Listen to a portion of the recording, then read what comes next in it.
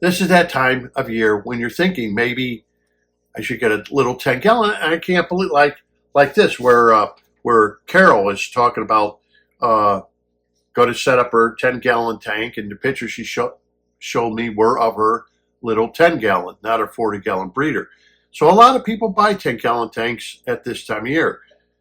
But I just want to let you know that the 10-gallon tank does come in a taller tank with a 12 by 12 footprint versus one that's going to be horizontal, which will take up more space for length, but not as much in the height.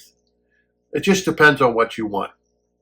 Okay, so that's why I thought I'd do this video, just to let you know that this little light here works great for a little 10-gallon, 5-gallon, that 6-gallon. It works beautiful. You don't have to go out and buy yourself expensive light, because like I said, if you do happen to buy a kit and some of them come with a light, they're not. And the only reason I'm bringing that up is if you're new and you're thinking about buying a tank, because you may want to have plants, and like the plants that are in the little 6-gallon there are flame moss, and I have crypt, and they're both growing. No, they're not going like banshees because I don't have CO2, but the algae's being controlled, and the crypt is growing, and they were just little pieces of crypt that I put in there. It wasn't even a big plant. It was just chunks of crypt I try to save, and they're growing, and they don't have any algae all over them or anything else. So that's why I'm bringing this up. You may want to think that, oh, I'm just getting a little 10-gallon and I want it for my kid. But you may want to say, hey, I want to put some live plants in. Now, this gets into the second part. If you're going to do that, I only put in, after I change some of the water, about 1 milliliter of iron. That is the only fertilizer I use in my aquariums, is basically iron. I see so many people making tanks. In fact, there's a fella, I think he's from Australia, who has a video.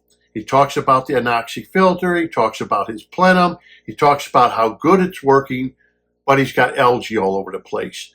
Then as his video goes on, I'll leave a link to it in case you want to watch it.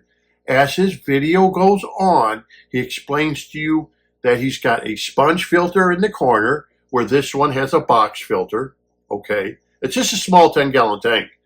He talks about he's got 0 nitrates, 0 phosphates, but he still has algae. As he's going on with the video, you find out that, oh, he put root tabs in for his plants. And when I looked at his sponge filter, it was very, very dirty. These are two things now that's been brought up to me several times. People think that I have a tank, I have nice light like this, and I had to put fertilizer tablets in, I had to put fertilizer. And that is a big mistake new people always do. You don't need fertilizer tablets. You don't need fertilizer in such a small tank. Only time you should be using that stuff if you're using CO2, you have nice bright light so your plants can photosynthesize and utilize the fertilizer you're putting in. Now, in this video, he shows he has no nitrates and he has no phosphates, and he kind of says, you know, the Anoxic filter is a failure. Well, no, it's not a failure. It's doing what it's supposed to do. But the reason he has this algae is because he has nutrients in there from the fertilizer tablets and the nutrients from his dirty sponge filter.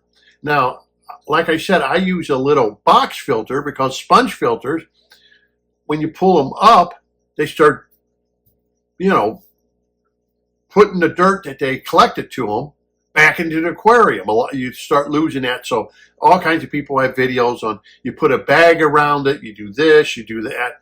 And a little box filter or a hang on the back filter, you don't have that trouble. You just pull it out of the aquarium. It's not dripping all kinds of mess that it collected back into the aquarium like sponge filters do. That's why I use a little box filter versus a sponge filter. It's easier to clean. To me, it's easier to clean. You can add carbon to it and then a filter floss to it to keep it clean. Remember, your plenum is your biological. So what you do for mechanical is up to you. I think like he does have that sponge filter in there, but why? See, that's the question I'd have to ask. Why are you bothering with the sponge filter? You have biological. What you need now is mechanical. To me, I remove the sponge filter he has in the corner and add a hang on the back filter or a box filter, so it would be, he could see it, the filter floss, the white filter floss getting too dirty, and he could pull it out without dripping everything all back in the aquarium. So I just want to make a comment about that if you set up a new tank, don't be using fertilizer tablets and anything unless you're going to be using CO2, unless you have very bright light where your plants, and you got a lot of plants, and they're going to start photosynthesizing. But if you're just going to have slow growing plants like the flame moss or the crypt or Java fern, these are slow growing plants, or Anubias, you don't need the fertilizer. And only add, depending on your tank, if it's a little 6-gallon or 10-gallon, maybe a milliliter of iron. When you do a water change, add a milliliter of iron in. Maybe if the tank is a 20-gallon, you would add 2 milliliters. 2 milliliters of iron is this. This is this right here.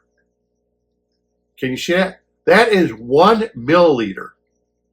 This eyedropper. Okay, half of it is a half a milliliter. That is a milliliter. Okay? So when you do your tank, this is full of iron. So I can measure a milliliter, and if I add it to the antique aquarium, I put 2 of them in. If I do that aquarium behind me, 1 goes in. If I do the 90-gallon, 12 go in. But the antique aquarium and the 90-gallon are using CO2. I'm not pumping the CO2 into, your maximum 30 parts per million. No, I'm just trying to replace what's been expelled so the plants grow. As we can see from my antique aquarium and my 90-gallon, the plants are doing just fine. But even in that tank back there, the one behind me, the plants are doing good. They're slow growing. There's no CO2, so they're only getting CO2 from what's in the aquarium. So they're very slow growing, and they don't have algae all over them. And I have a light population of fish. I have 3 of the Mickey Mouse platies. They call them MM platies, probably because maybe they don't want to be sued from Disney. But when they first came out, they were called Mickey Mouse platy. And I'm dealing with them. I've also had some little baby platies, because they're live-bearing fish in the tank. I wonder if they got eaten or if they're hiding into the flame moss. But just remember that. If you put live plants in, which eventually everybody's going to want to do, if you have a little 10-gallon or if you have a 6-gallon like mine, leave the fertilizer tablets out. Leave all the fertilizers out. The most you're going to need is a little bit of iron when you do a water change. Add a little bit of iron back into the aquarium so the plants can utilize. Don't add too much iron. Remember, there could be stuff in that mixed with that iron that could start an algae problem. Okay? And you don't want to start an algae problem, and you don't want to start a cyano problem. Remember, I did a video on that. There's so many different cyanos, bacteria that look like algae and chloropa and stuff, that you don't want to start one of those problems either. And most of them will start becoming a problem because of nutrients. Just like the goldfish tank. I feed the goldfish tank a lot. Therefore, there's a lot of nutrients in that tank, which causes more problems than any of my other tanks. So, I hope you enjoyed the video. If you're looking for a new aquarium, you may want to go with a pendant versus the strip light. LED lights have come a long way since a lot of these manufacturers made their LED light strips. You know, LEDs have come a long, long way since then.